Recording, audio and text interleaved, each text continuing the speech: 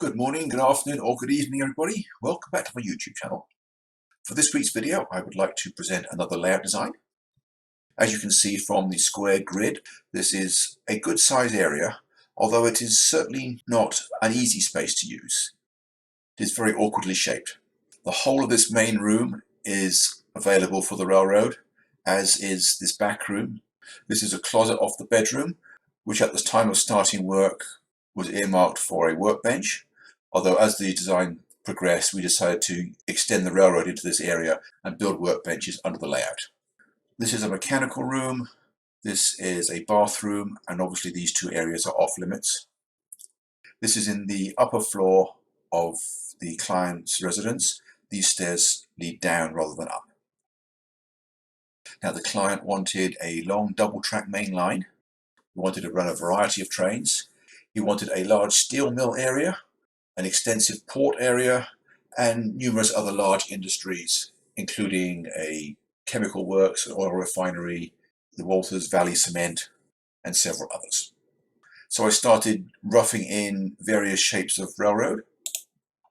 Right from the beginning, I was thinking that this back room would be a good location for the steel mill, and that the entry passage would probably make a good area for a harbour, since with the minimum radius necessary, we're not going to be able to turn around in this area and still leave adequate walking space. So it seemed most likely that this was going to be a single-ended branch. Now on most of these plans, you'll see two turn-back curves at the east end, A and B, and in most cases it's one or the other. We don't need both. Now I started off by putting in the longest peninsula I could down the middle of the room, because there really needs to be a good long straightaway for a yard. Now, because of the limited area in the intersection of the room axes, this area is a little bit cramped using the required minimum radius and still leaving room for 3-foot aisles. And it would probably be beneficial to consider squeezing the aisle down to about 30 inches at this point. But nevertheless, I have drawn all these footprints with all the main aisles at 36 inches, only dropping down to 30 inches in the steel mill area. At first, I was thinking of maybe looping the main line through the middle of the steel mill, but it does kind of use up too much space, so it turns out that's not a good place for it. Moving it to the corner does change the shape of the steel mill somewhat. It reduces the effective length, having only one aisle through the middle instead of two. On this version, I am eliminating the peninsula down the middle of the room and instead using the other axis of the main area for the yard. And I like this arrangement because it has a long U-shaped main line with the possibility of twin main yards on either side of the same aisle, probably one freight yard and one passenger terminal, with the rest of the main line winding its way through various industries. The various letter annotations were used for describing the plan to the client. I'm not going to go into too much detail here. Here's another variation, adding an extra little peninsula in here, a good opportunity for another industry. And as we can see in this version, the harbour area has significantly enlarged. I'll just go through these fairly quickly. This was a return to the first plan with the possibility of moving the turnback through the steel mill to one side in the hope of getting a better shape for the steel mill. And this version was eliminating the walk-in access and possibly going with a lift gate or a swing bridge or some kind of moving section, allowing us to build a twice round main line with far more lengthy straights and therefore more possible locations for a yard. Now so far none of these plans have really hit the mark, and we talked about the possibility of removing one or both of these walls. Actually it was the client that suggested it first. I was trying to keep all the walls in place to avoid extensive remodeling of his upstairs. But the client suggested extending the steel mill into this alcove and moving the workbench somewhere else. Here is one possible idea with more area for the steel mill. Notice how I've also changed the other end of the plan now, and instead of going with a 3-foot wide harbour area and a 4-foot entry aisle, we've now got a 3-foot entry aisle with 2 feet of harbour on each side. We thought it might be interesting to have two separate harbour areas. Either they were originally built by different companies and then merged, all the facilities were extended over time. Now, since it looks like this area is just about big enough for a mainline turnback curve, here is another idea that might work in this area.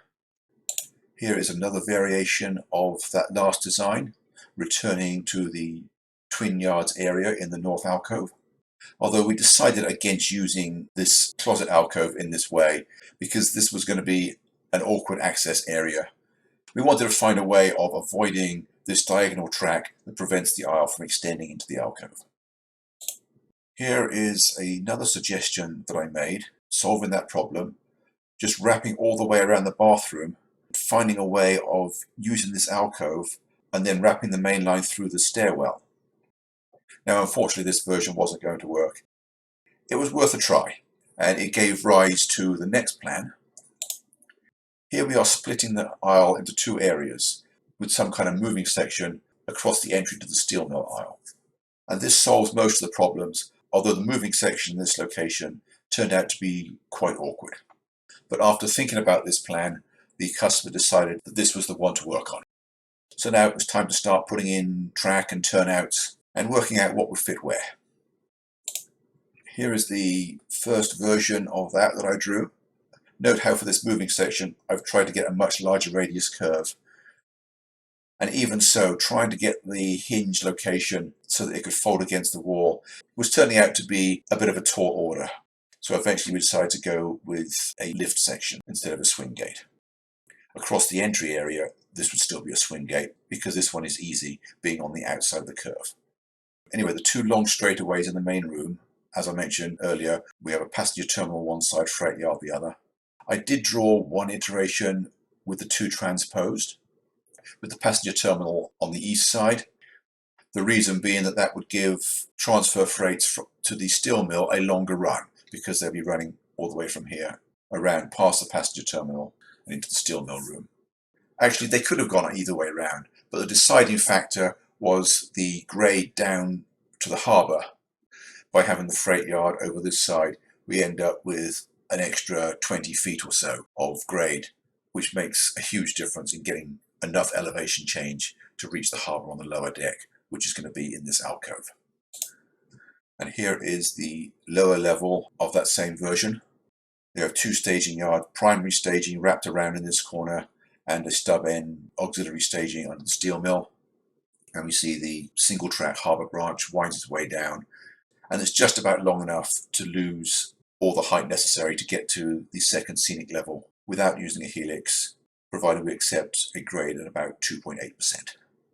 I've also managed to fit in reversing loops for both directions, one wrapped around the central helix and the other one under the engine terminal, although this one is less than ideally located. I would like to have had it off the other end of the main staging yard, but that wasn't possible. Also, there was no room to get a pair of crossovers at this end of the primary staging yard. We had to be content with just putting a pair of crossovers at one end only.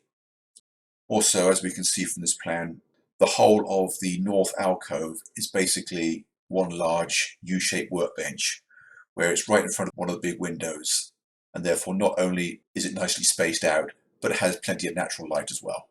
And we just have the main line running around the back of it, probably about a foot above the workbench, where it's not in the way of workbench activities. Anyway, the customer feedback from this iteration was very positive. There were a few minor changes that were suggested, but other than that, it was full steam ahead to finish the design. Here is the next iteration of the upper deck, with most of the track filled in. By allowing one of the main tracks past the passenger terminal to also serve as a passenger track, we're able to get a 4-track passenger terminal, which looks a whole lot bigger than a 3-track, without taking up any more space. It just means that we need a crossover to be able to get a freight past it. And in this iteration, I put a curved crossover behind the roundhouse, although I did eventually move it closer to where it needs to go. At the other end, we need the complexity of a pair of double slips to allow passenger trains to get back onto the main lines and freight trains to leave for the yard. Now, the customer and I did have a lot of discussion about the track density in the steel mill. At first, it may look as though the yard area here is excessive until we break it down. Two of those tracks are, of course, the main line. We then have a 3-track mainline yard. I've called it Mill Yard A, which is the minimum size to allow transfer freights to arrive and switch cars and be able to run round. And then we have 2 smaller yards on either side serving the steel mill. Now, if anyone has ever looked at track plans of prototype steel mills, it'll quickly become apparent that the steel mill yards are generally significantly larger than the common carrier yards for the Class 1 railroads that serve them. This is just a function of the nature of the industry. We talked about the possibility of cutting the yard down a little bit, but even so, we're probably at minimum capacity already to be able to operate the steel mill prototypically. We do need a large number of short tracks on the secondary yards. And at this point, we have confirmed that there is indeed room for all the major industries that we need within the steel mill complex. Most important, of course, being that the blast furnace has a central location where it can be viewed from all sides, because a lot of people regard the blast furnace as being by far the most interesting structure. And it is next to the coke works and byproducts plant, which is another very interesting area. Here's the lower deck. I've drawn in the staging yard in full detail, been able to get 2 12-track yards. Now, some of the alignments are a little bit forced. That is because I am attempting to use up the customer's supply of Pico turnouts without having to use them in visible areas, because we both agree that they are not as good looking as other brands such as Bolters or Fast Tracks. So we decided fairly early on that the Pico turnouts were going to be restricted to the staging level, and that he was going to splurge out on better looking turnouts for all the visible portions. I've added a workbench spur, which is a good location for the programming track, and a few short spurs for spare locomotive storage. Later on, I added another such area under the blast furnace just to use up the rest of his Pico turnouts. Although initially I presented it as an either or, he decided he wanted both. That way he has engine yards convenient to each of the 2 major staging areas. Here is the upper level with more industries filled in and proposed elevations given. I've also cut back this curve in this corner and greatly increased the radius of this end of the yard for improved operation. It costs a few inches of train length on each of the classification tracks, but because of the slight angle, it meant that I was able to get 1 extra classification track to maintain the overall capacity. Now, one thing that you may notice is that the operational areas are a few inches higher than I would normally put for such major yards, at about 59 inches. Normally I try to keep major yards to about 56 inches. I mentioned earlier that the client wanted the lower deck a little higher than usual.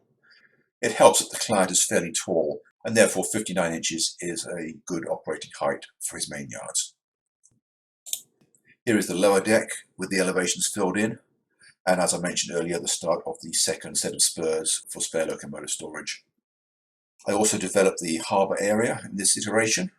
We talked about the possibility of general merchandise piers on an angle, as I had done on one N-scale layout a while ago, although eventually we eliminated first one and then the other in the interest of creating a harbour basin that would accommodate a decent sized ship. Here is the upper deck with all the track and structures filled in and fully annotated. I'll leave this view up for a few moments, although feel free to pause it if you want to go through all the annotations. Another change that has been made at this point is that we have now eliminated this other wall between the 2 main rooms. That was something that we hesitated for a long time because of the number of light switches that would have to be moved. Here is the upper deck finished. Note the 2 moving sections. The one near the stairwell is a swing gate, and by making it fairly thin, I was able to keep a full 3 feet of clearance at the top of the stairs. The only place that the aisleway is narrower than 3 feet is in the alcove that used to be the closet. Now, the other moving section that separates the main aisle from the steel mill operators is a live flap with the hinges at this end. Now, I forgot to mention earlier, some of the earlier iterations showed a 3rd main line between the main freight yard and the steel mill yard, figuring that the yard lead could just be extended into relief line. But not only was this area cramped and taking it out gave us an extra 2 inches. But also the operation is probably more interesting by having the transfer freights have to use the main line instead of staying on the relief. It means that they are leaving yard limits and have to run with a caboose at the end in both directions. What else shall I mention? Despite the majority of the layout being fully urban in nature, I was able to fit in a fair number of greenbelt areas. If you've ever looked at satellite photographs of even major cities, there is a surprising amount of greenery within them that we often tend not to notice. All the main line curves are a minimum of 30-inch radius, including the branch line to the resort town, since we are running a passenger train on this route with full-length cars. Here is the lower deck, and I did have to drop to 27 inches on this curve of the harbour branch, but since we're only running small locomotives and fairly short cars, that makes no difference. By this time we'd added in a single lap helix on the harbour branch. That allows the grade to be reduced from 2.8% to just 2%, the same as on the main lines. You may notice a proliferation of additional locomotive spurs appearing. In this version I have now used up all his existing Pico turnouts, so there's no wastage. Since he already has them, they don't cost him anything to put them in, and in most cases there's no need to even put switch machines on them since they're off the main line. He can just operate them with his fingers. Only the ones in the main staging yards will need switch machines. As we can see, the diagonal piers in the harbour area have now been eliminated, and we now just have one long straight wharf instead. And this more scenic diorama on the reversing loop has been finished as a deep canyon crossed by a tall trestle, since there's nowhere else on the railroad where we can have such a feature. I've also drawn it with a different kind of landscape, more rocky, with trees only in the vicinity of the stream, instead of being heavily wooded as are the other non-urban areas on the rest of the railroad. Here is a much higher resolution plan of the upper deck. I don't know whether it's going to make any difference on YouTube. I'm just going to try it as an experiment. And here's the lower deck, also in the maximum resolution that Third Planet will allow. But that is all for this design. There's a lot that I haven't covered, mainly because I'm trying to keep it down to the length of a single video instead of splitting it, as I did the last time I had a complex layout. I may well add additional details in the description, so be sure to read that if you want to learn more. I'm just going to sign off here. Hope you've enjoyed this video, and I hope to see you again next week. Thanks for watching, and bye for now.